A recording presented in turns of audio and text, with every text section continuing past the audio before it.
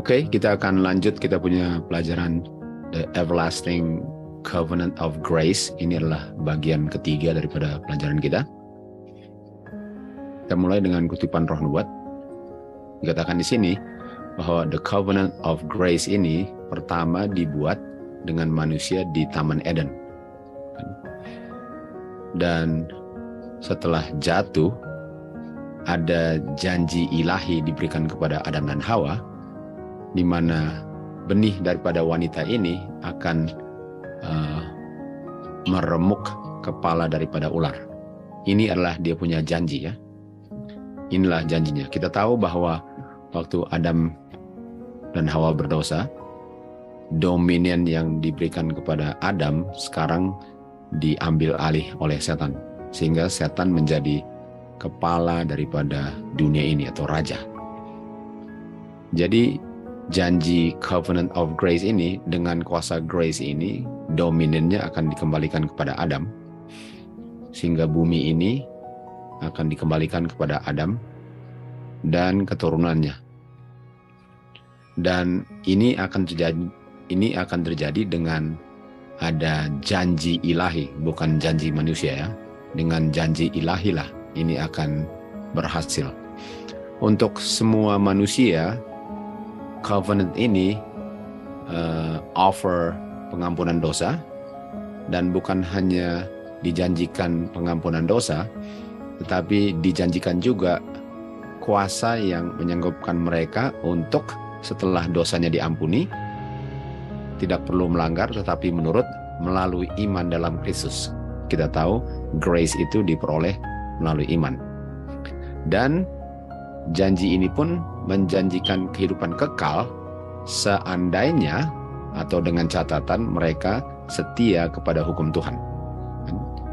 Jadi beginilah semua keturunan Adam dan Hawa waktu janji ini dibuat di Taman Eden menerima pengharapan keselamatan, yaitu ada janji yang menjanjikan dosa mereka diampuni dan kuasa yang menyanggupkan mereka untuk menurut 10 hukum, sehingga kalau mereka menurut 10 hukum, mereka akan memperoleh kehidupan kekal. Bukan hanya kehidupan kekal, tapi dominion yang dirampas oleh setan dikembalikan melalui Kristus kepada Adam, dan rencana untuk manusia, Adam dan Hawa dan keturunannya untuk tinggal di bumi ini selama-lamanya akan menjadi kenyataan melalui ini Covenant of Grace. Okay? Jadi covenant-nya adalah janji Tuhan. Tuhan yang membuat janji. Okay? Jadi prinsipnya, apakah saya percaya nggak perkataan dan janji Tuhan itu?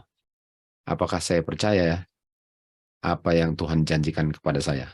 Dan janji itu ialah righteousness by faith, yaitu saya bisa diampuni dosanya, diberikan righteousness-nya Kristus, dan mempertahankan righteousness-nya Kristus kan dalam penurutan saya, dan semua itu saya terima melalui iman.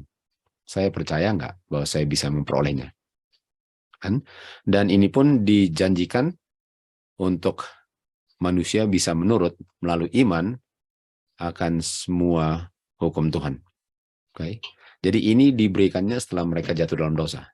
Inilah pengharapan yang dimiliki oleh semua orang yang hidup di dunia ini. Di Efesus 2:8 dikatakan, oleh grace lah saya diselamatkan. Tapi grace itu saya terima melalui iman. Dan keselamatan itu bukan hasil usaha saya sendiri, kan? Bukan hasil pekerjaan saya sendiri. Okay. Keselamatan itu adalah hasil pekerjaan Kristus yang akan diungkapkan dalam penurutan saya. Okay. Inilah dia punya everlasting covenant of grace. Dan kalau saya percaya ini, saya tidak akan berusaha untuk menyelamatkan diri, karena itu adalah pekerjaan Tuhan. Okay. Tuhanlah yang bekerja untuk menyelamatkan saya, bukan saya.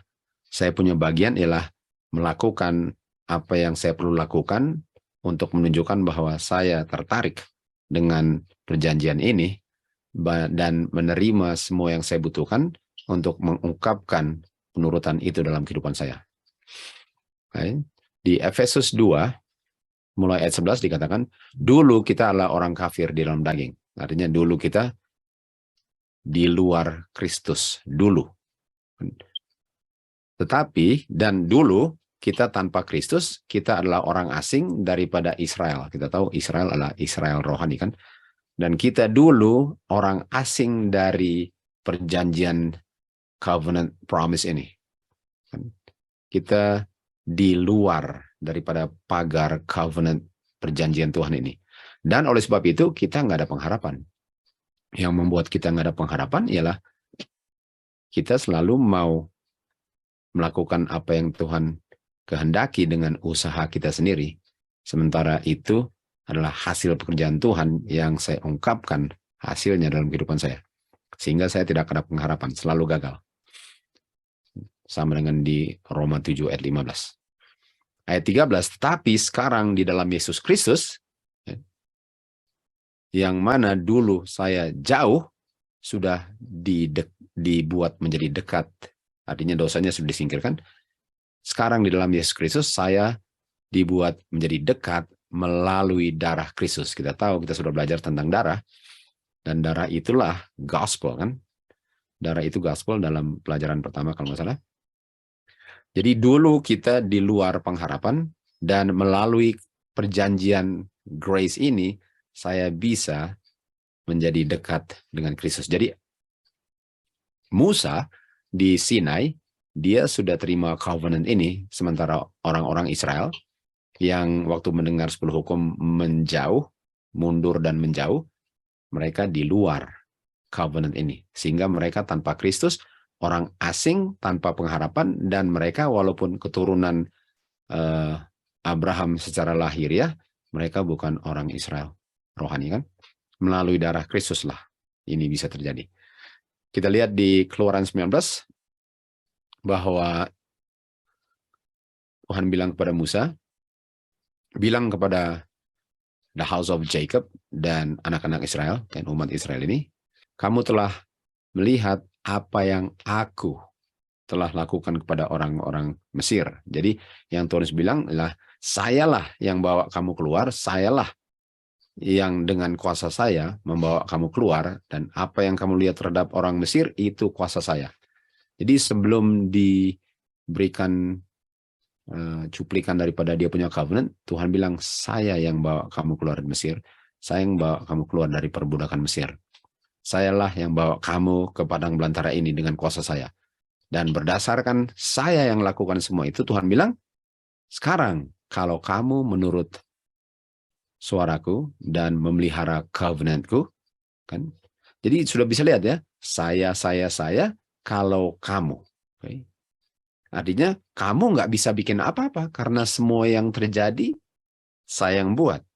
Jadi inilah perjanjiannya, ialah saya yang akan tolong kamu. Lalu di ayat 5 dikatakan, kalau kamu mau menurut atau mendengar suaraku dan memelihara covenantku, okay, kamu akan menjadi kerajaan keimamatan dan bangsa yang kudus. Okay. Jadi kita bisa lihat di sini, Tuhan bilang, saya, lalu perjanjiannya, kamu harus menurut.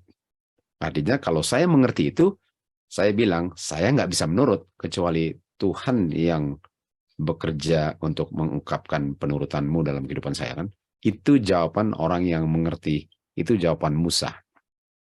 Nah ini orang-orang Israel, lain cerita kan, mereka nggak mengerti itu. Sehingga mereka masih di luar covenant, karena semua yang mereka janji kepada Tuhan ialah berdasarkan mereka punya usaha sendiri. Oke, di ayat 8, mereka bilang, semua yang Tuhan telah ucapkan, kami akan lakukan. Okay? Kami akan lakukan. Semua yang Tuhan bilang, kami akan lakukan. Nah, kita tahu di Efesus 2 ayat 8 kan, tadi dikatakan, kamu nggak bisa buat apa-apa dengan usaha kamu, usaha kerja kamu. Okay? Artinya kalau mereka bilang, semua yang Tuhan bilang kami akan lakukan, itu sama dengan kami akan berusaha untuk menurut perintah hukummu. Yohanes 15:5 bilang, tanpa aku, kamu nggak bisa bikin apa-apa. Hanya melalui kuasaku lah, kamu bisa bikin segala hal yang sesuai dengan kehendak Tuhan. Mereka nggak ngerti itu. Nah, jadi kita bisa lihat di sini di Patriarchs and Prophets ini, right? Ada perjanjian yang lain di dalam Alkitab yang namanya perjanjian lama. Okay? Perjanjian lama, Old Covenant. Another artinya sudah ada sebelumnya. Kan? Nggak bisa another itu kalau ini yang pertama. Artinya sama dengan di Wahyu 13, ada beast dengan another beast. Kan? Kalau ini ada compact itu perjanjian, lalu ada another compact. Artinya harus ada perjanjian dulu sebelum ada perjanjian yang lain. Okay? Dan dikatakan sini, perjanjian yang lain inilah namanya yang tua, the Old Covenant. Kan? Yang dibuat antara Tuhan dengan orang-orang Israel di Sinai. Yang dikonfirmasikan, di-ratified itu dikonfirmasi atau ditandatangani. Karena semua surat yang sah itu harus ditandatangani. Dan ditandatanganinya dengan tumpah darah. Dan yang ditumpahkan darahnya adalah darah binatang. Okay? Jadi perjanjian ini berdasarkan perjanjian Tuhan dengan orang Israel, yang orang Israel bilang, kami akan lakukan ini. Kita sudah tahu pasti akan gagal. Itu disahkan oleh darah binatang. Di Keluaran 24 ayat 7. Lalu, Miss White lanjut, tetapi perjanjian Abraham, perjanjian yang dilakukan dengan Abraham, di-ratified atau ditandatangani dengan darahnya Kristus. Itu tahun 31 AD. Okay. Darahnya Kristus. Jadi kita bisa lihat bahwa darah Kristus dengan darah domba beda di sini kan. Darah Kristus dengan darah domba beda. Dan itu covenant yang dibuat dengan Abraham yang tadi kita baca sudah dibuat di Taman Eden dengan Adam, yang adalah compact pertama atau covenant pertama, di mana Sinai itu covenant kedua, itu namanya yang kedua dan itu yang baru. Covenant yang kedua dan covenant yang baru. Jadi covenant yang kedua itu sudah ada sebelum yang pertama. Sementara yang kedua itu namanya baru, sementara yang Sinai itu namanya lama. Dan kenapa yang kedua ini baru kalau itu sudah ada duluan? Kenapa itu namanya kedua kalau itu yang pertama sebelum Sinai? Karena darah yang ditumpah itu untuk memeteraikan dia punya perjanjian, ditumpahkannya setelah darah lembu di Sinai. Setelah darah lembu di Sinai. Artinya yang menentukan nama daripada covenant itu kapan darahnya ditumpahkan. Bukan siapa duluan atau covenant yang mana duluan terjadi, tapi kapan disahkannya berdasarkan darah. Karena darah domba duluan itu namanya tua dan pertama. Karena darah Kristus itu setelah, itu namanya baru dan kedua. Dan New Covenant ini, yang darah Kristus, sudah berlaku di zaman Abraham. Sudah berlaku di zaman Abraham. Jadi pertanyaannya, kenapa sudah berlaku di zaman Abraham kalau darahnya ditumpah nanti tahun 31 AD? Karena sudah dikonfirmasi dengan janji Tuhan dan sumpah Tuhan. Jadi kalau Tuhan sudah janji dan Tuhan sudah bersumpah, dan kita tahu bahwa Ibrani 6:18 katakan bahwa Tuhan nggak bisa bohong, itu sama dengan sudah terjadi walaupun belum. Itu sama dengan Tuhan Yesus sudah mati di kayu salib walaupun belum. Itu sebabnya covenant yang dibuat dengan Adam itu, walaupun Tuhan Yesus belum mati, tapi sudah berlaku. Hanya namanya saja, dia punya nama saja, ditentukan dengan kapan darahnya, tapi mengenai berlakunya sudah berlaku di Taman Eden. Paling kurang waktu dosa masuk ya. Tetapi kalau kita lanjut berikut, tetapi kalau covenant yang dengan Abraham ini, yang sebenarnya sudah dengan Adam, di dalamnya kita dapati janji penebusan. Kenapa harus ada covenant lagi di Sinai? Kenapa harus ada covenant lagi kalau sudah ada covenant yang sah, yang pasti akan menghasilkan orang-orang selamat? Kenapa mau bikin covenant lagi yang sudah pasti akan gagal? Kan? Ini pertanyaannya.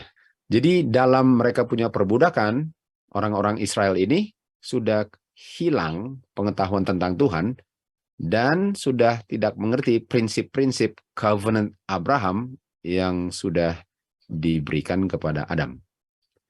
Dan dengan membawa mereka keluar dari Mesir, Tuhan mau mengungkapkan dia punya kuasa dan dia punya mercy agar mereka bisa mencintai dan percaya akan Tuhan.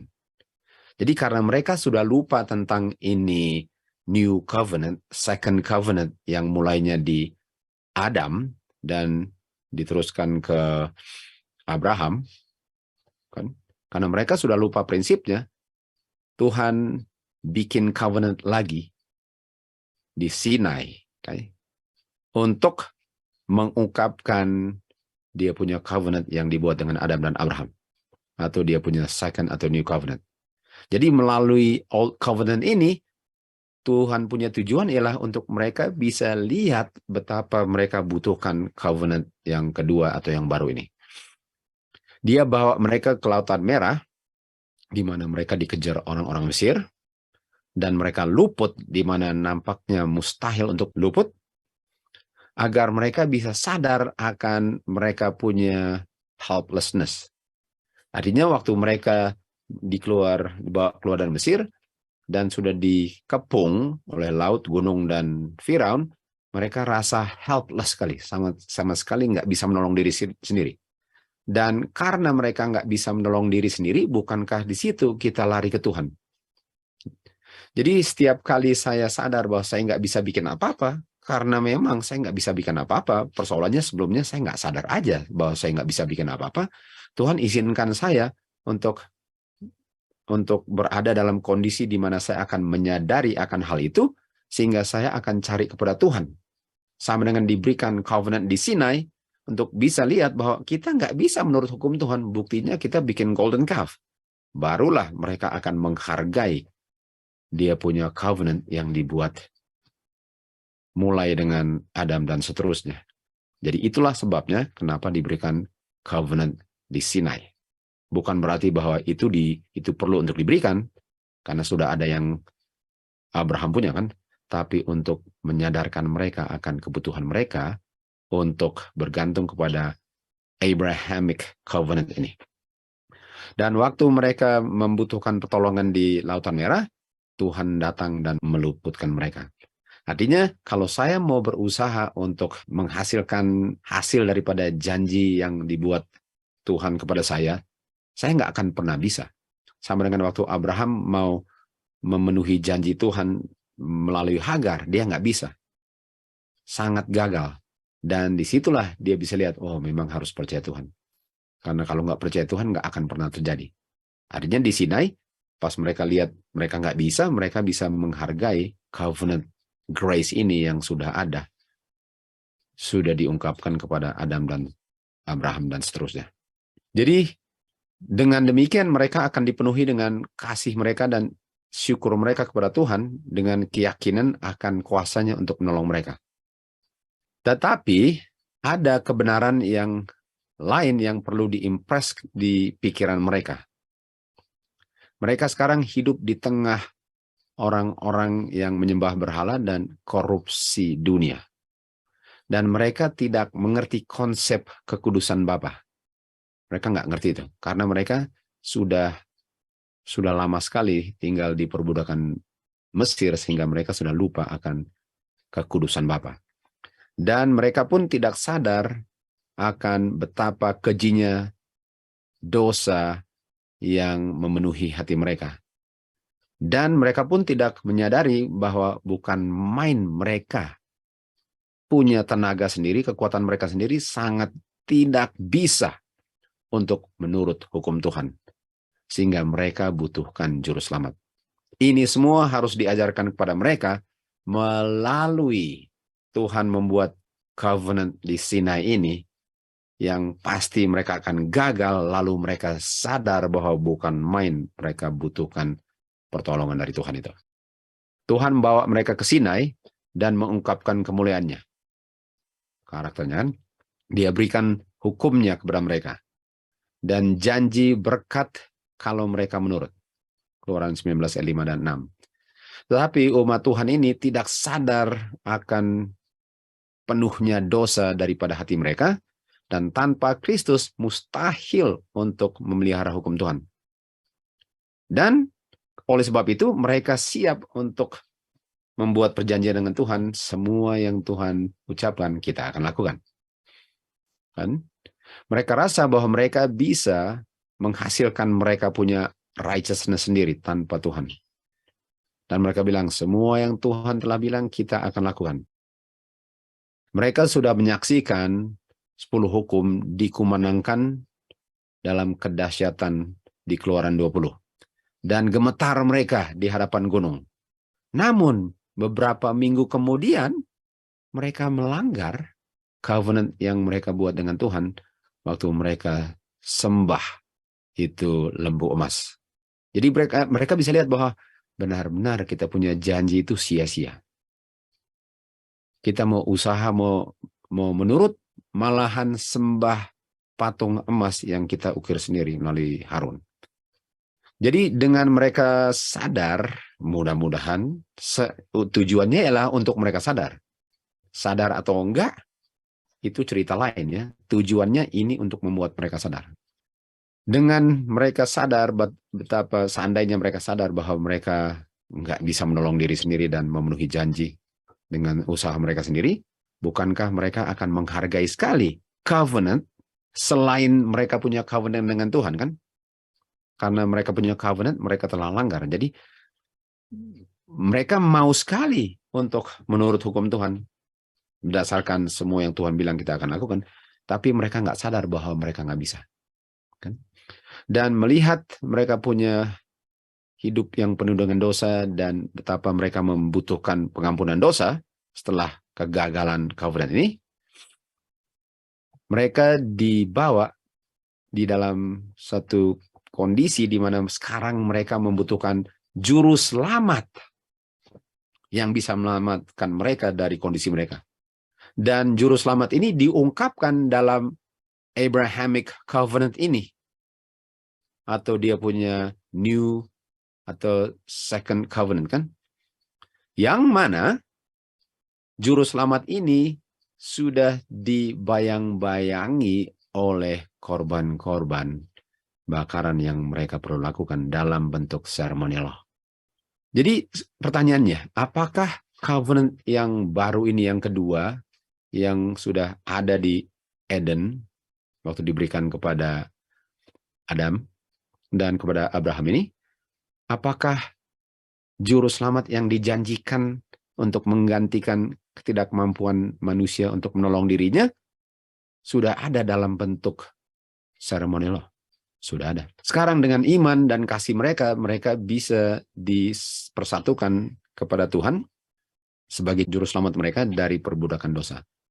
Sekarang, setelah mereka lihat kegagalan mereka dalam mereka punya covenant di Sinai, mereka siap untuk menghargai berkat daripada New Covenant. Jadi, itu Old Covenant itu sama dengan Abraham yang berusaha melalui Hagar untuk memenuhi janji Tuhan. Dan waktu dia gagal, sekarang dia berharap sekali dengan Tuhanlah yang akan menggenapi janjinya sendiri kalau dia percaya. Oke, di Wahyu 1 ayat 17 dikatakan di sini, waktu Yohanes jatuh tersungkur seperti orang mati, dia dengar suara mengatakan, jangan takut, akulah yang awal dan akulah yang terakhir. Kita sudah tahu di TM 31 dikatakan, kamu nggak perlu takut akan masa depan, kecuali kamu lupa masa lampau bagaimana Tuhan menuntun kita. Artinya, Tuhan yang menuntun kita dulu adalah Tuhan yang sama yang menuntun kita sekarang dan nanti. Tapi kamu akan ragu dan takut, cemas akan masa depan, kalau kamu lupa bahwa Tuhanlah yang selama ini menuntun kamu. Karena Tuhan adalah yang dulu, sekarang, dan selama-lamanya kan. Ibrani 13 ayat 8. Sejarah Israel kuno adalah ilustrasi atau kembarnya daripada sejarah orang-orang Advent. Di gerakan Advent ini, Tuhanlah yang sebagaimana Tuhan menuntun orang Israel dari Mesir, Tuhan pun menuntun orang-orang yang keluar dari masa kegelapan 1260, yang akhirnya menamakan dirinya Seventh-day Adventist, kan? Sejarah terulang kembali. Namun, kita tahu bahwa mereka harus mengembara di padang belantara untuk 40 tahun lamanya, karena mereka nggak bisa lihat juru selamat mereka melalui dia punya korban-korban, kan? Jadi waktu Tuhan berikan mereka ceremonial law, yang adalah bagian daripada Abrahamic Covenant, mereka nggak bisa lihat juru selamat mereka. Padahal itulah sebabnya diberikan supaya mereka bisa melihat juru selamat mereka, kan? Itulah sebabnya. Dan kalau saya nggak bisa lihat juru selamat saya dalam ceremonial law, tentu saja waktu Tuhan Yesus datang saya akan tolak dan pakukan. Dan itu sebabnya mereka harus putar padang belantara untuk 40 tahun. Dan demikian juga kalau umat Tuhan yang keluar dari masa kegelapan ini setia untuk dituntun Tuhan dengan kuasa Tuhan, mereka sudah bisa lihat keselamatan, atau mereka sudah bisa lihat kedatangan Tuhan Yesus kedua kali di awan-awan. Jadi persoalannya dengan umat Tuhan sekarang sama dengan apa yang terjadi di zaman Israel. Berusaha tanpa pertolongan Tuhan. Betul, saya ada bagian usaha saya. Dan usaha saya itu ialah untuk belajar, untuk mengetahui, untuk menyelidiki, untuk menggali. Tapi kuasanya itulah kuasa Tuhan yang bekerja dalam saya untuk mengungkapkan penurutan saya akan 10 hukum Tuhan. Dan itu terulang kembali, sehingga sekarang kita belum masuk kerajaan surga. Seandainya mereka setia dan tidak mengulang sejarah Israel, kita sudah masuk kerajaan surga. Bukan kita ya, karena bisa saja kita nggak masuk, karena kita nggak pernah lahir. Di sini katakan, Kristus sedang menunggu dengan satu keinginan yang besar untuk dirinya diungkapkan dalam gerejanya. Jadi menunggu. Prinsipnya Tuhan Yesus menunggu. Dan kita tahu yang dia tunggu ialah karakter Bapa diungkapkan dalam gerejanya, yang adalah karakternya sendiri, kan? Dan itu hanya bisa terjadi kalau saya memandang karakternya, memandang glorinya, melihat Tuhan Yesus dalam semua yang saya lakukan. Sebelum kayu salib, melihat Tuhan Yesus di dia punya service daripada ceremonial law. Untuk sekarang saya, semua yang saya lakukan, termasuk visi itu, saya lihat Tuhan Yesus punya kebaikan. Dia punya judgment Tuhan terhadap anaknya, dan mercy-nya kepada saya. Itulah yang saya lihat, sehingga karakter saya, 2 Korintus 3:18, akan dirubahkan sesuai dengan karakter Bapa, dan waktu karakternya dengan sempurna direproduce dalam gerejanya, baru dia datang. Artinya, Tuhan Yesus nggak datang setelah 1888. Kenapa? Karena mereka nggak bisa lihat karakter Bapa yang diungkapkan dalam hukumnya, dan hukumnya itu ada diungkapkan dalam ceremonial law, dan mereka nggak bisa lihat karakter Bapa dalam ceremonial law, sehingga mereka nggak pernah bisa Kristus nggak pernah akan bisa perfectly reproduce karakternya kalau mereka nggak bisa lihat karakternya. Jadi itulah yang akan menentukan kapan Tuhan Yesus datang. Bukan kehendak Bapa lah bahwa Israel akan mengembara di padang belantara untuk 40 tahun. Dia ingin untuk menuntun mereka langsung ke tanah Kanaan, dan dia ingin untuk mereka menjadi bangsa yang kudus dan orang-orang yang bersukacita di tanah yang dia sudah janjikan. Walaupun ini bukan yang dijanjikan pada Abraham, tapi sementara, kan. Mereka nggak bisa masuk karena mereka tidak percaya, mereka murtad, mereka tinggalkan kebenaran, dan banyak dibinasakan di padang belantara. Dan orang lainlah yang dibangkitkan untuk meneruskan perjalanan ke tanah perjanjian. Demikian juga bukan kehendak Bapa bahwa kedatangan Kristus harus di-delay atau ditunda, dan umat Tuhan harus lebih lama lagi tinggal di dunia penuh dengan dosa dengan penderitaan ini. Tetapi karena tidak percaya sama dengan orang-orang Israel, itulah yang memisahkan kita dari Tuhan. Dan mereka nggak mau melakukan pekerjaan yang ditetapkan Tuhan bagi mereka untuk dilakukan. Sehingga sekarang Tuhan akan bangkitkan dan selalu membangkitkan orang lain untuk melakukan pekerjaan yang mereka tidak melakukan. Dalam kemurahan Tuhanlah ke dunia ini, Tuhan menunda kedatangannya, agar orang-orang berdosa yang nggak pernah ada kesempatan untuk dengar, bisa ada kesempatan untuk mendengar pekabaran ini, dan di masa kepicikan Yakub, mereka tidak perlu kena dia punya kutukan laknat 7 terakhir sebelum Tuhan datang. Jadi inilah yang sedang ditunggu. Dan penting sekali untuk mengerti 10 hukum, statutes dengan dia punya judgment, semua yang Tuhan berikan bagi kita, karena dengan kita mengerti itu dan menghidupkannya dalam kehidupan kita, dan melakukan apa yang kita perlu lakukan, Tuhan Yesus akan segera datang. Ibrani 4 ayat 1 dikatakan, hati-hati karena nanti janji yang dia janjikan kepada kita bisa saja kita tidak peroleh. Kenapa? Ayat 2, karena kita sudah diberikan kepada kita gospel, kuasa Tuhan itu. Gospel adalah Tuhanlah yang bekerja dalam saya, kan? Bukan saya yang berusaha. Sudah diberikan gospel, dan gospel itu dalam bentuk sanctuary, kan? Dan gospel inilah yang memberi pengampunan terhadap dosa saya, dan memberi kekuatan untuk tidak berdosa lagi, dan menurut 10 hukum dengan catatan saya mengerti prinsip-prinsip 10 hukum, inilah gospel, kan? Karena kita sudah terima gospel, sebagaimana mereka pun sudah terima gospel, dan banyak mereka yang terima gospel nggak masuk karena tidak dicampur dengan iman. Artinya gospelnya diterima, nggak ada iman, artinya apa? Usaha sendiri. Waktu mereka terima gospel, mereka berusaha dengan tenaga mereka sendiri untuk memenuhi janji itu. Dan di akhir zaman juga, hati-hati. Walaupun saya tahu apa itu gospel, tapi kalau saya berusaha untuk berbuat baik, saya berusaha untuk enggak marah, saya berusaha untuk enggak cemburu, itu usaha saya. Walaupun saya tahu gospel, kalau bukan Kristuslah yang hidup dalam saya pun akan ketinggalan di luar pintu waktu semua umat Tuhan sudah masuk tanah perjanjian. Roma 6 ayat 1 dan 2 katakan, apakah kita akan tetap berdosa agar grace bisa diberikan dengan limpah? Oh tidak, nggak bisa. Artinya grace itu untuk tidak berdosa. Grace itu bukan untuk saya bisa diampuni walaupun saya berdosa terus. Grace itu untuk nggak berdosa lagi, kan? Dan kita tahu gospel itu kuasa grace. Jadi grace itu bukan hanya Tuhan mengampuni saya, tapi memberikan kuasa untuk tidak berdosa lagi. Dan itu adalah kalau saya ada iman. Itu hanya bisa kalau ada iman. Bagaimana kamu bisa dikuasai dosa lagi kalau kamu sudah dibebaskan dari dosa oleh grace? Artinya untuk masuk ke dalam dosa ialah untuk tinggalkan grace. Kamu kan sudah tidak dituduh hukum sebagai pelanggar, karena kamu sudah di bawah grace, dan grace itu membuat kamu tidak melanggar.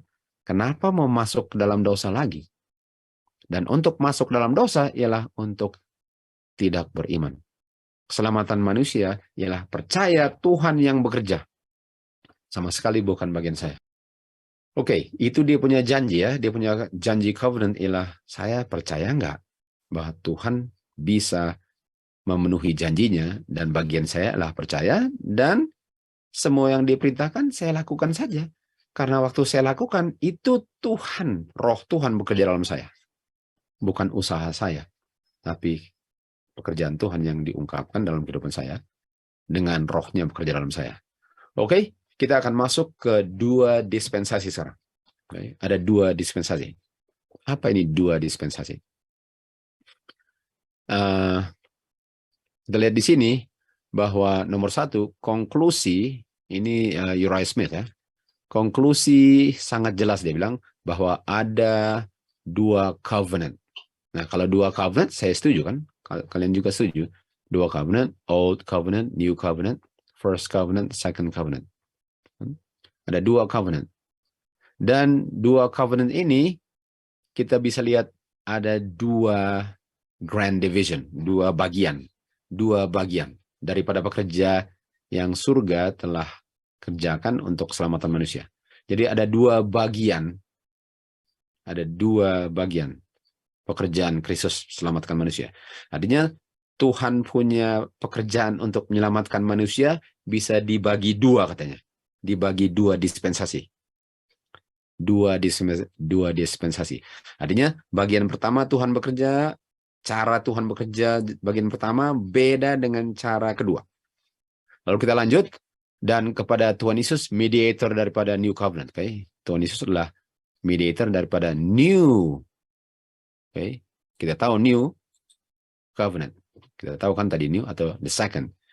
Lalu dikatakan, kita sekarang datang ke Tuhan Yesus, mediator yang sesungguhnya, bukan kepada imam-imam di dispensasi sebelumnya.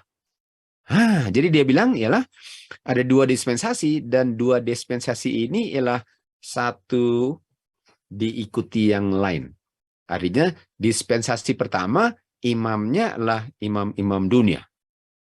Dispensasi kedua dia punya imam adalah Tuhan Yesus. Okay. Di mana perpisahannya antara dua dispensasi ini? Uriah Smith bilang. Jadi sekali lagi, New Covenant itu setelah dispensasi sebelumnya. Artinya dia bilang Old Covenant itu di belakang, itu imamnya adalah manusia.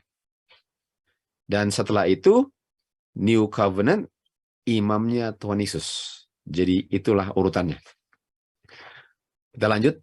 Dan darah yang dipercik bicara tentang hal-hal yang lebih baik daripada yang Abel punya. Yaitu sekarang ada yang minister bagi kita, darah Tuhan Yesus, korban yang lebih baik, yang benar-benar mengambil dosa kita sebagai kenyataan. Bukan darah-darah binatang yang hanya simbol. Artinya, dia bilang, dispensasi pertama, Old Covenant, right? Old Covenant, First Covenant, itu saya harus hadapi imam dan darah domba. Jadi di situ nggak ada Tuhan Yesus sebagai imam, nggak ada darah Tuhan Yesus. Di New Covenant itu darah Tuhan Yesus dan Tuhan Yesus imamnya. Jadi boleh dikatakan bahwa sebelum the New Covenant nggak ada keselamatan. Karena darah domba nggak bisa selamatkan, imam hanya Tuhan Yesus selamatkan. Jadi apakah ada keselamatan di dispensasi sebelum New Covenant ini? Uriah Smith bilang, okay? Apa artinya? Bisa lihat dengan jelas, okay, bahwa semua ini kita harus mengerti masuk dalam dispensasi, kan? Bagaimana semua privileges atau kesempatan dan berkat di bawah gospel. Okay? Artinya semua berkat yang saya terima dari gospel, kita tahu gospel menyelamatkan, kuasa Tuhan yang menyelamatkan, kita bisa nikmati, tapi kita nggak bisa nikmati di dispensasi sebelumnya. Okay? Ini dia. Kita tidak bisa nikmati di dispensasi sebelumnya. Artinya dispensasi sebelumnya nggak ada gospel. Tunggu. Bukankah gospel mulainya di Eden? Jadi dia bilang dari Eden, saya akan bilang sampai kayu salib nggak ada gospel. Nanti setelah kayu salib baru ada gospel. Itu yang dia bilang dua dispensasi. Okay? Ini dia punya gambar. Okay? Ini pre-gospel dispensation, artinya dispensasi sebelum Injil. Dan ini namanya former dispensation. Ini Old Covenant. Dan kita di bawah hukum. Okay? Dosa akan menguasai kamu karena kamu di bawah hukum. Setelah kayu salib, gospel dispensation, the latter dispensation, the new covenant, kita di bawah grace. Kamu nggak bisa di bawah dosa. Sin have no dominion of you. Dosa nggak ada kuasanya di atas kamu karena kamu tidak di bawah hukum. Ini dia punya prinsip. Jadi Uriah Smith punya covenant dibagi dua. Dispensasi pertama, dispensasi kedua. Dan yang sebelumnya ini kiri, ini hukum. Artinya hukumnya dipakukan di kayu salib karena diganti dengan grace. Bisa lihat. Lalu kita ke Wagner. Sebagaimana Kristus disembelih dari fondasi bumi ini, dia pun dibangkitkan dari kematian dari fondasi bumi ini. Jadi Tuhan Yesus nggak hanya disembelih di fondasi, dia pun sudah bangkit dari fondasi. Jangan tunggu kayu salib baru dia bangkit. Kita tahu di Wahyu 13:8 Tuhan Yesus disembelih di foundation. Dan dia tambahkan, dia pun bangkit. Karena kalau dia bangkit, artinya gospel sudah mulai di Eden. Karena Tuhan Yesus menyelamatkan manusia dengan kehidupannya. Dengan kehidupannya. Dan kalau dengan kehidupannya, artinya dia harus bangkit dulu. Tapi kalau dia bangkitnya 31 AD, artinya nggak ada yang bisa diselamatkan oleh kehidupannya sebelum kayu salib, dan kehidupan domba tidak bisa menyelamatkan. Oleh sebab itu, dispensasi Kristen ini mulainya di saat mulainya manusia jatuh, paling kurang. Paling kurang. Artinya mulai diactivate lah. Karena kita tahu ini namanya everlasting covenant, artinya sudah ada di Zakaria 6:13 kan. Tapi mulai diactivate di Eden. Artinya di saat manusia berdosa, sudah ada kuasa yang sanggup menolong dia, dan kuasanya namanya adalah gospel. Kalau dibilang, memang ada dua dispensasi, betul. Dispensasi mati, dosa dan mati, dan dispensasi righteousness dengan hidup. Dan dua dispensasi ini jalannya paralel sejak jatuh. Paralel. Sementara kita lihat Uriah Smith punya bukan paralel. Ini kayak gerbong kereta api diikuti gerbong yang lain. Sementara Wagner punya pengertian adalah ada dua gerbong, satu di rel kiri, satu di rel kanan sejak manusia jatuh dalam dosa. Memang ada dua dispensasi, tapi paralel. Jadi katakan sini bahwa kapan saja orang itu bisa dari yang lama ke yang baru.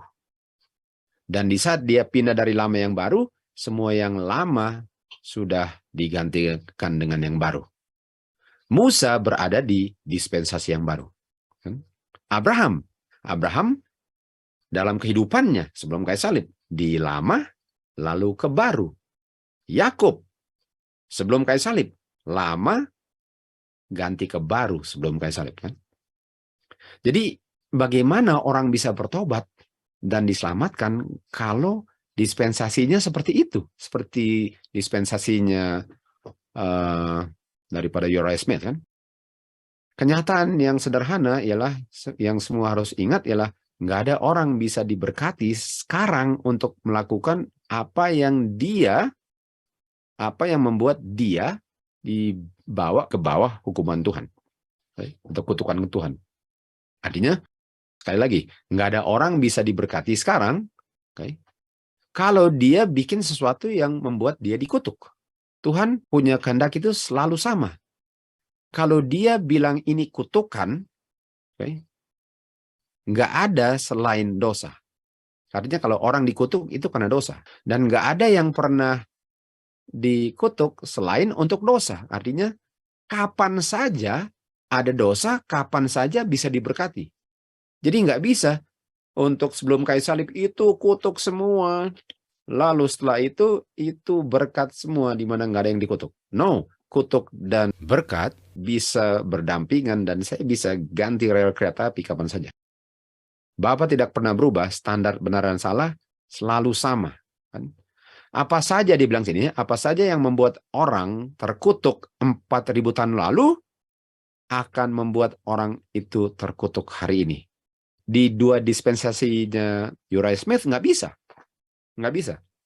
Sementara Wagner bilang, kamu bisa terkutuk dulu, dan kutukan dulu itu bisa berlaku sekarang. Kamu bisa diberkati dulu, dan berkat itu bisa berlaku sekarang. Artinya ada dua dispensasi yang paralel, dari mulai probation sampai tutup probation. Dari Kejadian 3 ayat 6 sampai Daniel 12 ayat 1, dua dispensasi paralel kan. Di mana saja kamu dapatkan kutukan untuk orang berbuat sesuatu, jaminlah kan bahwa hal itu akan selalu dan selama-lamanya perlu dihindari oleh manusia. Artinya jangan bilang, oh kalau di sini nggak akan ada kutukan lagi, karena kita sudah di dispensasi berkat. Dan kalau dulu Jangan harap diberkati kalau kita didispensasi kutuk. Itu Uriah Smith punya, bukan surga punya. Galatia 3 ayat 10 katakan, sebanyak mana orang berusaha untuk melakukan hukum, semua dikutuk. Dan terkutuklah semua orang yang tidak tetap untuk melakukan semua yang tertulis dalam buku. Jadi dibilang sini ya, kalau kamu tidak melakukan hukum, kapan saja kamu terkutuk di saat kamu nggak lakukannya. Nggak bisa setelah kayak salib, saya nggak terus dalam dalam hukum Tuhan, tapi tidak terkutuk karena saya didispensasi berkat.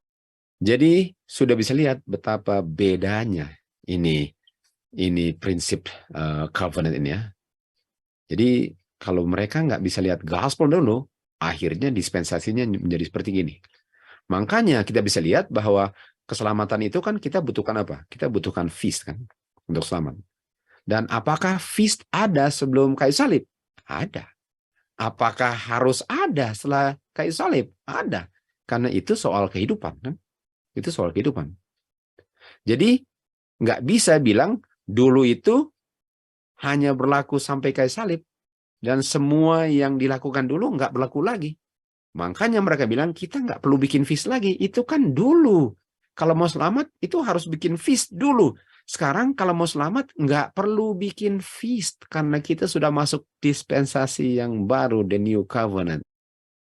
Kita harus tahu misalnya bilang bahwa dia Smith, dia sebaiknya bilang roh Tuhan itu roh setan. Jadi ini ajaran setan untuk bilang itu.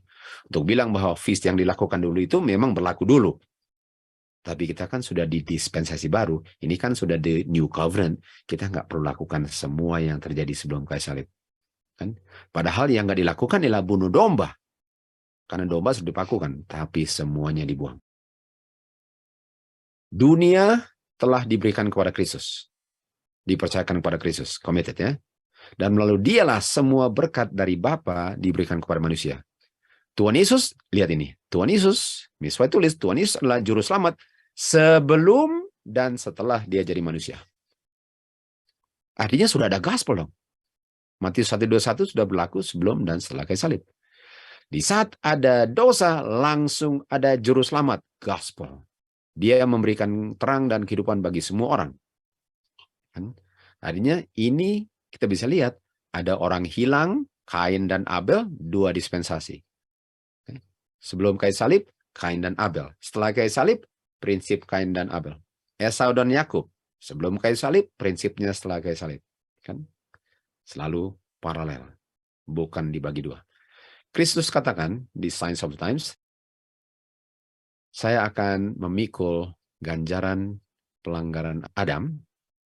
Di Eden, Injil pertama dikabarkan. Waktu Tuhan bilang, saya bukan kamu. Saya akan put enmity, kebencian antara kamu dan wanita. Dibicara kepada setan. Saya bukan kamu. Dan inilah spiritual. Spiritual artinya hanya roh Tuhanlah yang bisa bekerja. Bukan natural atau lahir ya. Jadi gospel pertama sudah dikabarkan di Eden. Kenapa dibilang sebelum kayu salib nggak ada gospel? Kok bisa nggak ada gospel sebelum kayu salib? Kan? Di saat ada dosa, langsung ada juru selamat. Kristus mengetahui bahwa dia harus menderita dan menjadi pengganti manusia. Di saat Adam berdosa, anak Bapa langsung mempersembahkan dirinya menjadi satu kepastian bagi orang berdosa dengan kuasa yang sama sebelum dan setelah kayu salib. Tuhan Yesus punya kesanggupan untuk selamatkan bukan hanya ada setelah kayu salib, Tuhan Yesus punya kesanggupan untuk menyelamatkan selalu ada sebelum dan setelah, nggak ada bedanya. Jadi walaupun Tuhan Yesus belum mati di kayu salib, belum jadi manusia, kuasanya untuk menyelamatkan sama dengan setelah dia mati di kayu salib. Sementara dua dispensasi ini, yang setelah dan sebelum kayu salib, bilang kuasanya nanti ada setelah dia mati di kayu salib. Dan sebelumnya enggak. Dan dia bisa menahan ancaman kematian kekal yang dijatuhkan kepada orang yang berdosa sebagaimana seakan-akan dia sudah mati di kayu salib, atau sebagaimana waktu dia mati di kayu salib. Jadi kuasa Tuhan Yesus sebelum mati dan setelah mati nggak ada bedanya. Orang yang diselamatkan sebelum 100% untuk menyelamatkan kuasanya sama dengan orang yang setelah kayu salib mau diselamatkan. Dan kalau tolak, sama-sama hilang sebelum dan setelah kayu salib. Paralel. Bukan gerbong kereta api punya prinsip. Nah, ini dispensasi yang saya mau bandingkan antara dua ya. Jadi dari Eden, terang dari surga sudah ada kan? Dan ini namanya Gospel Christian Dispensation sebelum dan setelah kayu salib. Dan ini New Covenant paralel dengan Old Covenant.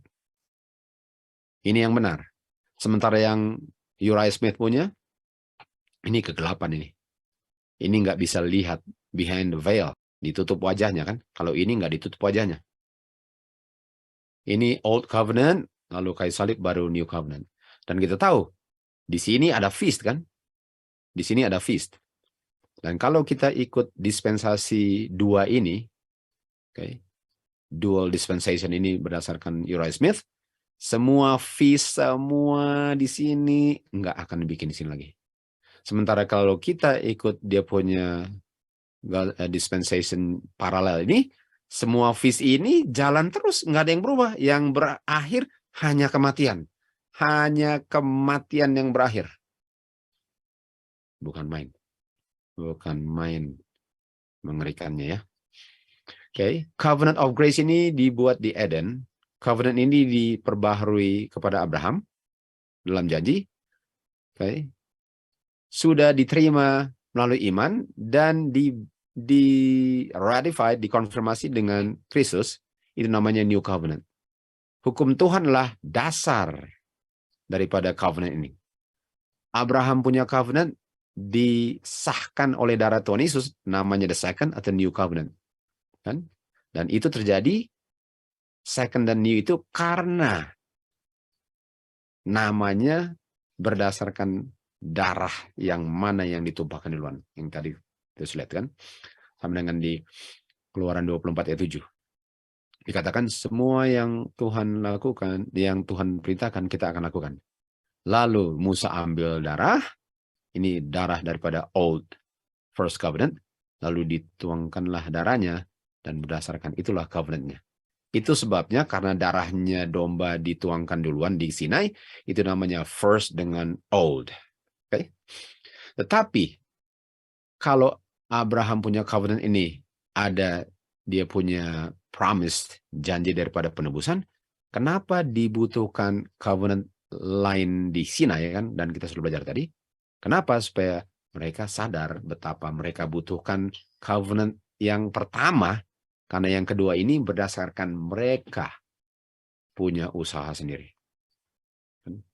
Mereka punya usaha sendiri. Dan Tuhan izinkan mereka buat covenant ini supaya mereka sadar betapa sia-sianya mereka punya janji. Walaupun mereka mungkin jujur, tapi jujur dalam kesalahan nggak ada gunanya. Di saat Adam jatuh dalam dosa di Eden, Tuhan langsung menjadi penggantinya dengan kuasa as much power. Seperti sebagaimana waktu dia mati di kayu salib, kuasanya sama sebelum kayu salib dan setelah kayu salib untuk menjamin keselamatan bagi semua Adam, Hawa, dan keturunannya. Tidak ada bedanya. Rencana keselamatan sudah ada. Jadi ada dua macam hukum. Bedanya ada dua macam hukum. Dan satu hukum itu menunjukkan tentang gospel dalam bentuk simbol. Dan yang seremonial yang di mana ujungnya itu kematian, nggak perlu lagi karena Tuhan sudah mati. Tapi diganti dengan apa? Diganti dengan kita mengingat kembali akan kebaikan Tuhan melalui makan dan minum yang melambangkan dia punya tubuh dan dia punya darah. Tapi kuasa untuk menyelamatkan di sebelum kayu salib nggak ada bedanya dengan kuasa yang menyelamatkan setelah kayu salib. Lalu dikatakan di sini, Petrus membuka mulutnya, dia bilang apa? God is no respecter of person. Di dua dispensasi, masa Tuhan bilang, well, kamu di sini harus berusaha lebih sedikit ya. Soalnya saya punya anak belum mati, jadi berusahalah. Bukankah usaha apapun akan gagal? Kenapa mau harapkan mereka berusaha dan bukan pilihan mereka untuk lahir di situ? Tapi sorry, kamu lahir di sini ya bagaimana mau selamat? Padahal Elia, Henokh, Musa sudah masuk surga di dispensasi yang katanya usaha sendiri. God is no respecter of person. Nggak ada bedanya. Nggak ada bedanya. Dalam perbudakan, umat Israel sudah kehilangan pengetahuan tentang God, dan prinsip-prinsip daripada covenant-nya Abraham mereka sudah lupa. Dengan membawa mereka keluar dari Mesir, Tuhan mau mengungkapkan dia punya kuasa. Dan dia punya kuasa ini kapan? Sebelum kayu salib. Ini kan, dia mau kasih tunjuk dia punya kuasa. Apakah kuasanya setelah kayu salib? No, kuasanya sebelum kayu salib di Sinai. Ini Sinai. Dan inilah covenant-nya Abraham di Sinai. Inilah yang dibilang New Covenant dan sudah ada sebelum kayu salib. Dan dia punya mercy. Mereka punya pikiran sudah dibutakan dengan perbudakan dan kekafiran sehingga mereka tidak bisa menghargai fully prinsip-prinsip sulh hukum. Jadi setelah mereka lihat mereka gagal dalam mereka punya usaha untuk menurut hukum Tuhan, Tuhan berikan apa? Tuhan berikan prinsip-prinsip 10 hukum yang akan membuat mereka mengerti prinsip 10 hukum more fully. Dan ini adalah judgment dan statutes. Jadi setelah mereka sadar mereka nggak bisa menurut, mereka sekarang perlu menurut 10 hukum kan? Tapi sebelum menurut 10 hukum, mereka harus mengerti dulu prinsip 10 hukum. Makanya diberikan setelah mereka lihat betapa sia-sianya mereka punya covenant. Sekarang mereka menurut 10 hukum, tapi 10 hukum dijelaskan melalui Law of Moses. Dan waktu mereka mengerti, bukan main. Siapa yang perlu hilang setelah itu? Dan Law of Moses itu yang terdiri daripada judgment dengan statutes inilah yang menolong mereka mengerti 10 hukum sebagai dasar untuk menerima janji Tuhan yang dijanjikan kepada mereka. Dan salah satu daripada dia punya statutes apa? Yearly feast. Feast diberikan, apakah feast itu bagian daripada New Covenant? Ya, Moses kept the feast. Kan? Moses kept the feast, kita akan lihat. Moses kept the feast. Dan dia di sebelum kayu salib, dan itu New Covenant. Makanya mereka bilang, itu feast nggak ada gunanya, karena itu Old Covenant. Ini hukum ini dicatat oleh Musa untuk mengilustrasikan prinsip 10 hukum, agar mereka tidak berdosa. Nah, ini mereka punya perbudakan di Mesir. Mereka tidak kenal Tuhan lagi. Prinsip 10 hukum mereka tidak tahu. Yang adalah prinsip-prinsip judgment diberikan untuk mengilustrasikan dan menjaga 10 hukum untuk tidak dilanggar. Dengan statutes melakukan hal yang sama juga. Karena mereka sudah tidak kenal Tuhan melalui hukumnya.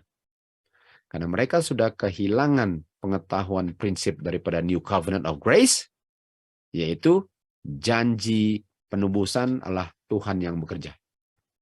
Ini yang menyebabkan mereka perlu diberikan dia punya covenant di Sinai agar mereka sadar bahwa mereka punya covenant ini sia-sia, jangan berusaha sendiri. Tetapi ada sesuatu yang lain yang ingin untuk diimpress dalam pikiran mereka. Apa itu? Mereka nggak ngerti Tuhan itu kudusnya bukan main. Dan betapa berdosanya mereka. Dan betapa mereka nggak sanggupnya untuk melakukan apa-apa untuk keselamatan mereka. Untuk bisa menurut 10 hukum, mereka butuhkan juru selamat. Nah, jadi lihat sini. Sementara mereka nggak kenal Tuhan, lalu mereka mau coba selamat sendiri. Artinya kalau mereka mau berusaha untuk selamat sendiri, semua yang Tuhan bilang kita akan bikin, itu Old Covenant. Mereka nggak butuhkan juru selamat. Tuhan sengaja kasih ini supaya mereka sadar betapa mereka butuhkan juru selamat. Dan Tuhan kasih tunjuk kuasa juru selamat dan mercy-nya yang sanggup untuk menolong mereka. Jadi Tuhan berikan ini karena Tuhan mencintai mereka. Tuhan berikan ini karena Tuhan mencintai kita untuk tidak binasa. Bagaimana mereka keluar dari Mesir, kita pun keluar dari dunia Babylon. Dan kita butuhkan ini. Di Babylon kita nggak tahu ini. Di Mesir mereka nggak tahu ini. Mereka keluar dari Mesir bingung-bingung. Umat Tuhan keluar dari Babylon perlu diarahkan.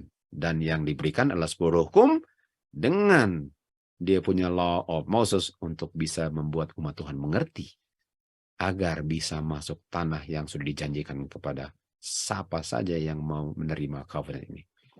Ini Old Covenant. Mereka dibawa ke Sinai, diungkapkan kemuliaan Tuhan. Lalu dia berikan hukumnya dengan janji berkat kalau kamu menurut. Mereka nggak sadar betapa berdosanya mereka dan mustahil bagi mereka untuk menurut 10 hukum. Mereka nggak tahu itu. Dan mereka bilang apa? Oh ya, mari kita terima janjinya mari kita terima dia punya persetujuan dan kita akan bisa. Kita akan berusaha untuk menurut. Mereka nggak sadar bahwa mereka nggak bisa. Mereka nggak sadar kondisi mereka. Semua yang Tuhan perintahkan kita akan lakukan. Mereka telah melihat betapa dahsyatnya apa yang mereka lihat waktu Tuhan mengumandangkan hukumnya di Bukit Sinai. Mereka gemetar.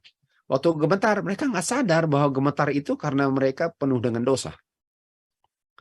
Hanya beberapa minggu kemudian, mereka sembah patung emas. Mereka sembah patung emas. Ini Old Covenant. Jadi kalau Old Covenant itu dibilang sampai di kayu salib, apakah Old Covenant sampai kayu salib atau enggak keluar Sinai? Kira-kira Old Covenant masih berlaku kalau di Sinai sudah tumbang semua? Mereka melihat betapa berdosanya mereka dan perlu pengampunan dosa. Mereka sadar betapa mereka butuhkannya juru selamat. Di mana diungkapkan juru selamatnya di New Covenant dalam bentuk sacrificial offering atau ceremonial law. Sekarang mereka bisa hargai berkat New Covenant untuk mereka melalui dia punya apa? Ceremonial law. Nah, ceremonial law nggak dibikin lagi. Ceremonial law nggak dibikin lagi. Apa ada yang Tuhan bilang setelah kayu salib? Saya mau institusi sesuatu. Jamuan. Feast. Itulah yang membuat kita selalu melihat apa yang kita perlu lihat tadi katanya. Yang kita perlu lihat tadi. Kan? Dia punya power dan dia punya mercy. Itulah yang kita perlu lihat. Dan juru selamat kita. Waktu kita bikin kita punya feast. Sebagaimana waktu mereka punya ceremonial law. Mereka lihat Tuhan punya power, dia punya mercy, juru selamat. Waktu kita bikin kita punya feast, make sure lihat power, mercy dengan juru selamat kita. Kalau enggak, sia-sia semua itu. Jeremia 31 katakan, saya akan membuat covenant yang baru dengan umat Israel dan Juda. Covenant baru kan? Bukan sesuai dengan covenant tua yang saya buat dengan mereka di Bukit Sinai. Yang mereka langgar. Bukan Tuhan yang langgar, mereka yang langgar. Dan apa yang Tuhan bilang, inilah covenant yang saya akan bikin dengan mereka. Saya akan tulis hukum saya di hati mereka. Saya akan tulis di inward parts mereka. Jadi beda daripada Old dengan New Covenant apa? Yang satu ditulis di loh batu, yang satu ditulis di hati manusia. Dan kalau ditulis di dalam hati, apa yang terjadi? 5:1-10, by the Spirit, create in me. Ciptakanlah kembali di dalam aku hati yang bersih dan memiliki right spirit, roh Tuhan. Artinya covenant itu antara dua. Apakah saya waktu lihat 10 hukum, saya bilang, saya mau menurut itu? Atau apakah hukum yang ditulis dalam hati, roh Tuhanlah yang bekerja untuk mengungkapkan penurutan Kristus yang saya terima waktu saya ada iman dan di-impute dia punya righteousness. Righteousness by faith ialah mengungkapkan karakter Kristus dalam saya. Righteousness by works, saya lihat hukum, saya berusaha untuk tidak melanggar. The old and the new covenant. Mana yang kita mau pilih?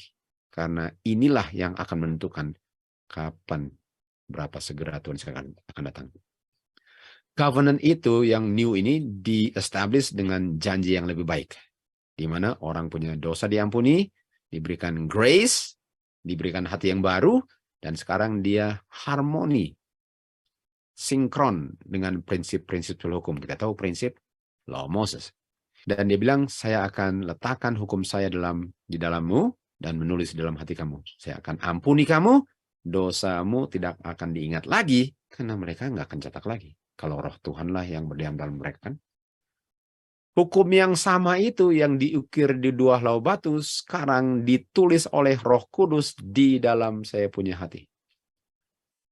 Saya nggak perlu untuk berusaha untuk menghasilkan kebenaran saya selain terima Tuhan Yesus punya kebenaran yang ditulis dalam hati saya lalu saya ungkapkan dalam kehidupan saya.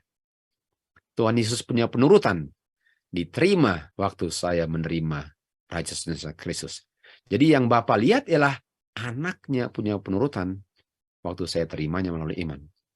Lalu saya punya hati diperbaharui oleh Roh Kudus. Melalui grace-nya Kristus, saya bisa hidup menurut akan semua hukum Tuhan yang ditulis dalam saya punya mind, bukan ditulis di batu.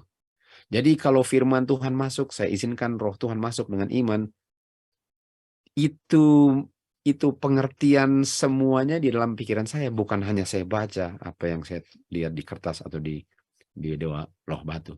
Dan Roh Kuduslah yang menolong saya untuk ingat dan tidak melayani daging dan melakukan apa yang Tuhan kehendaki untuk saya lakukan. Dan dengan demikian Tuhan akan memenuhi janjinya karena saya percaya itu, dan saya akan menerima tanah perjanjian dan hidup di tanah itu untuk selama-lamanya. Jadi the old covenant, nggak ada keselamatan di situ. Kan? The old covenant nggak ada keselamatan. Promise, janji penebusan nggak ada Kristus. Dalam beberapa minggu mereka sudah langgar, berdasarkan perbuatan usaha mereka sendiri, berdasarkan kemampuan dia sendiri untuk menurut 10 hukum, dia nggak bisa harap Tuhan please dengan apa yang dilakukan. Dan itu berdasarkan hukum yang ditulis di batu.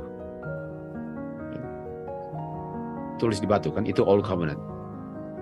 Dan the same law in the new covenant, hukum yang sama tapi bedanya ditulis di mana kan? Kalau ini di batu, yang satu di hati kan. Sementara di new covenant dibilang ada janji penebusan, ada juru selamatnya, dan ini kekal bukan cuma beberapa minggu, berdasarkan Kristus punya perbuatan, berdasarkan Kristus punya kemampuan untuk menurut, dan saya bisa mengharapkan God is pleased dengan saya, dan hukum itu ditulis di dalam hati, dan padahal hukum itu ada di Old Covenant, tapi salah penempatan tulisnya. Jadi semoga kita bisa mengerti bahwa sejak Adam berdosa sampai detik terakhir sebelum Daniel 21, the New Covenant selalu enforce, siap untuk menolong siapa saja yang percaya akan janjinya. Setan berusaha untuk memisahkan dua rel kereta api sejak manusia jatuh dalam dosa. Dia pisah sebelum kayu salib dan setelah kayu salib. Sehingga semua yang baik sebelum kayu salib itu, yang selalu harusnya ada di setelah kayu salib, dibuang. Lalu kita hanya harap dari grace saja.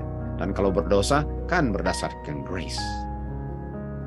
Jadi semoga semua kalian yang mempelajari pelajaran ini bisa benefit dari pelajaran ini. Kalau belum mengerti, ulang-ulang. Nonton berkali-kali. Karena ini benar-benar adalah kita punya keselamatan. Jadi sampai sini dulu kita punya part ketiga. Satu part lagi, part keempat. Sampai kita ketemu di pelajaran berikutnya.